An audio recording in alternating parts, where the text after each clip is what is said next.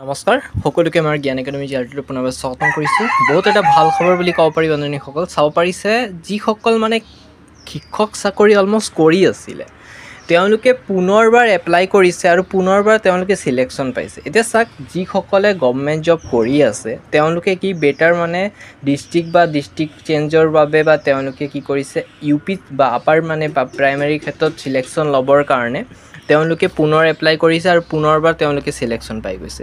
এতিয়া মোৰ দুখ লাগিছে যে যিসকল কেণ্ডিডেটৰ দৰকাৰ চাকৰিটো সেইসকল কেণ্ডিডেটে নাপাই পেলাই সেই পুনৰ চাকৰি পোৱা কেণ্ডিডেটে আকৌ চাকৰি পাই আছে।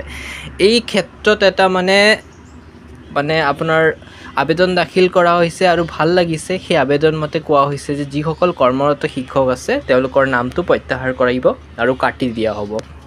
গতিকে ভাল খবৰ LP UP টিচাৰ ভেকেঞ্চিৰ কাৰণে, কাৰণ ইয়াত যদি কাটি দিয়ে সেই টিচাৰসকলৰ নাম তেতিয়া কি হ'ব আপোনাৰ নতুনকৈ ছেকেণ্ড লিষ্টত আপোনালোকৰ যিসকলৰ নাম আহিব তেওঁলোকে চিলেকশ্যনটো ধুনীয়াকৈ পাই যাব।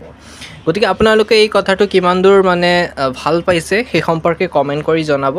ঠিক আছে বন্ধুসকল, এতিয়া মোক এইটোৱে দুখিত যে যিসকলে অলমষ্ট শিক্ষকৰ জব কৰি আছে তেওঁলোকে পুনৰবাৰ এপ্লাই কৰি পেলাই যিসকলে চাকৰিয়ে পোৱা নাই তেওঁলোকৰ মানে চাকৰিবোৰ খাই আছে, সেইকাৰণে দুখ লাগিছে। কিন্তু বন্ধুসকল এতিয়া ভাল খবৰ, তেওঁলোকৰ নামটো প্ৰত্যাহাৰৰ কাৰণে এটা প্ৰতিবেদন দাখিল কৰা হৈছে আৰু এইটোৰ ক্ষেত্ৰত অতি শীঘ্ৰে অসম চৰকাৰে সিদ্ধান্ত ল'ব আৰু তেওঁলোকৰ সেই শিক্ষকসকলৰ ওপৰত এটা ব্যৱস্থা গ্ৰহণ কৰা হ'ব বুলি শুনি আছোঁ।